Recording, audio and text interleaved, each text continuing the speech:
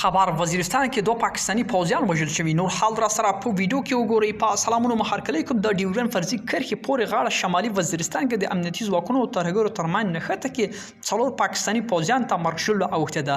د پوځ بیان ویلي چې دا پیښه شمالي وزیرستان په داخل سیمه کې د پوځیانو یو پوسټه باندې وسلواله برید له امله رامنځته شوې ده چې په نتیجه کې دوه پوځیان وژل شوي او دوه نور ټپیان دي. پوځ په خبره پیښه کې وژل شوي دواړو پنجاب د کوټي سیستان سیمې اوسیدونکي دي، خو دغه برید تړاو کومې ډلې په غاړه نه دی اخیستی او دا برید په داسې محل کې شوی دی چې پاکستاني طالبان تحریک او پاکستاني حکومت ترمنځ د افغان حکومت په منځګړیتوب خبرو کې پر اوږدمهال اوربند موافقه شوې، خو اوربند سره ځینې امنیتي پیښې رامنځته شوي دي. ملګرو، دا و زموږ چمتو شوی ویډیو. که ستاسو دې ویډیو په اړه کوم نظر پیشنهاد لرئ موږ سره په کومنټونو کې شریک کړئ او د لا ښکلو ویډیوګانو لپاره له موږ سره پاتې شئ. تر بیا ښې چارې.